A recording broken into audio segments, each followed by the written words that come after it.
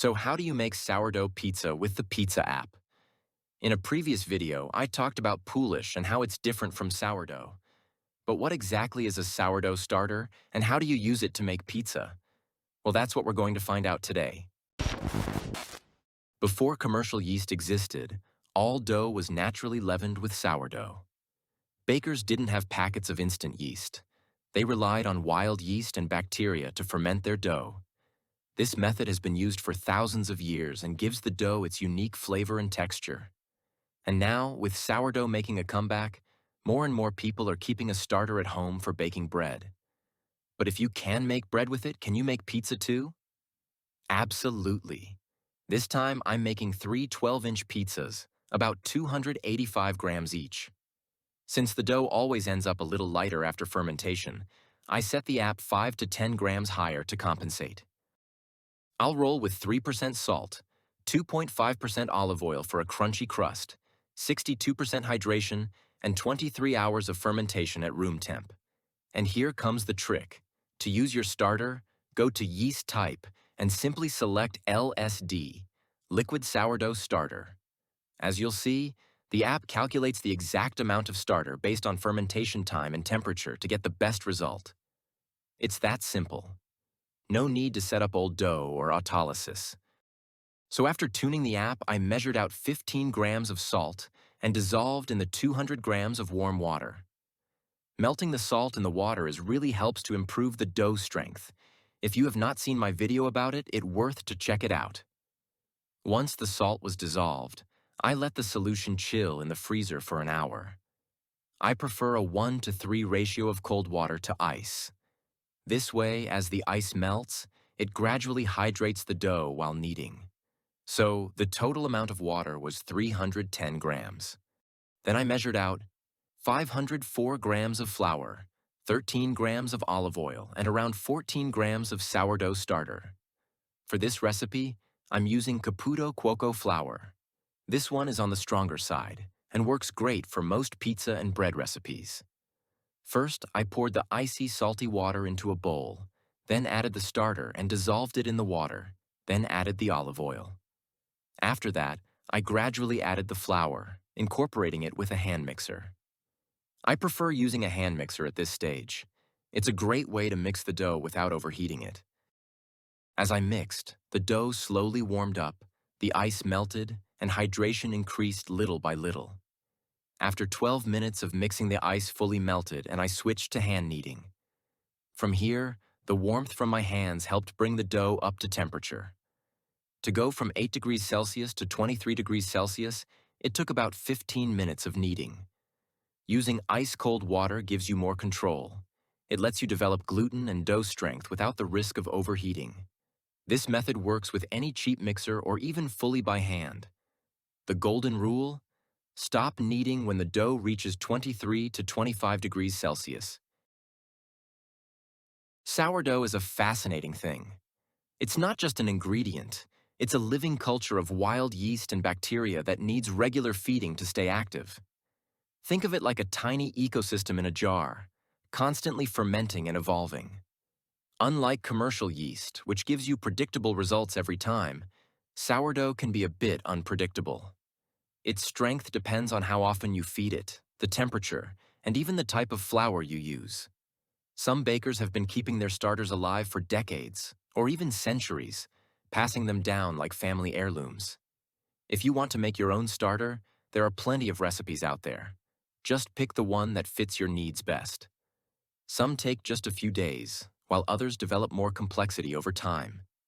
Historically, all pizza was made with naturally leavened dough because commercial yeast didn't exist yet. In fact, early Neapolitan pizza was likely made with sourdough or some form of old dough mixed into fresh batches. Over time, as commercial yeast became available, bakers switched to it for more consistency and shorter fermentation times. But today, with sourdough making a comeback, many pizzaiolos are revisiting this old-school method for its complex flavor and unique texture. Sourdough is quite different from Poolish. While Poolish is a pre-ferment made fresh for each batch of dough, sourdough is a long-term culture that needs regular care and feeding. Instead of relying on commercial yeast, It develops its own balance of wild yeast and bacteria over time. With Poolish, you mix flour, water, and a tiny amount of yeast, let it ferment for a set period, and then use it in your dough. It's predictable and easy to control. But sourdough? It's a living thing. Its strength and fermentation speed can change based on how you maintain it, how often you feed it, the temperature, and even the type of flour you use. That's why baking with sourdough requires a different approach. It takes patience, but the reward is a dough with deep flavor, complex aromas, and a unique texture you can't get with commercial yeast alone. And now, let's get back to making this sourdough pizza. The kneading is done. The dough has reached 23 degrees Celsius. I'm keeping it simple, just letting it rest in bulk for 2 hours before balling it up. With this hydration level and a strong flour like Caputo Cuoco, there's no need for lamination or stretch and folds. Here we are after 2 hours. The dough looks nice and strong. As expected, it ended up a little lighter after fermentation. I split it into 3 portions, formed them into tight balls, and lightly oiled the surface to prevent drying out. Then, I covered the container and let it ferment on the counter until baking tomorrow. 1 day later, the oven is preheated to 420 degrees Celsius. Ingredients are ready. Let's get to it. As you can see, the dough has risen quite a bit, but the balls stayed tight, which is a great sign. For stretching, I'm using a mix of flour and semolina. I sprinkle some around the first dough ball, separate it from the container with a spatula, and scoop it into the semolina. Flattening the middle goes flawlessly. The dough handles really well. I slap off the excess flour while stretching it out. This one's going to be more like a langos than a traditional pizza, so I'm keeping it a bit smaller.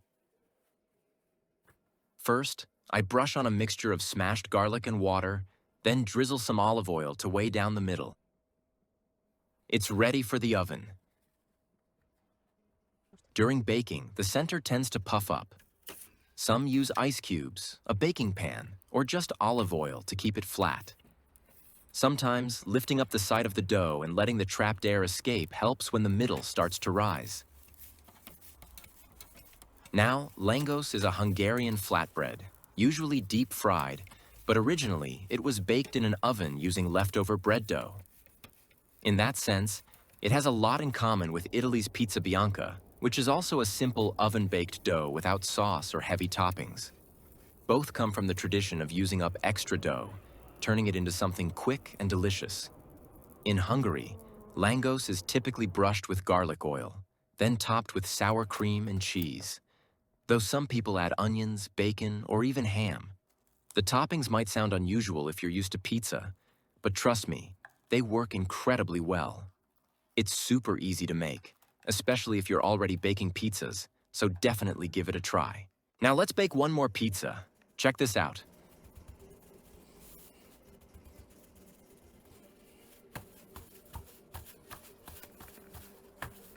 Stretching is effortless. It holds its shape nicely with no stickiness.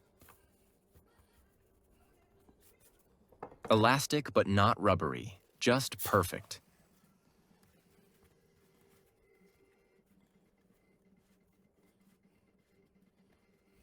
Into the oven it goes.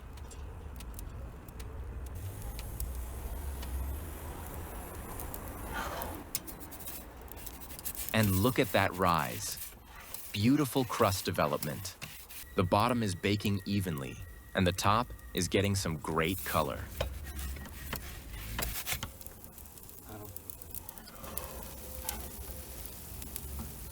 And here's the final pizza.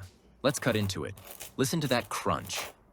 Crispy on the outside, soft and airy inside. That's exactly what we want. So, what's the verdict? For dough handling and baking, this recipe worked really well. As a baked pizza, I'd give it an 8 out of 10. It could have been a bit lighter. Flavor-wise, there wasn't much noticeable sourness. That's because we only used 14 grams of sourdough starter in the entire dough. If you want more of that tangy sourdough flavor, you'll need to add more starter. But for that, you'll have to refrigerate your dough. Otherwise, it'll over-ferment. I might try that in a future video. Let me know what you think. Leave a comment, Drop a like and don't forget to subscribe. See you in the next one.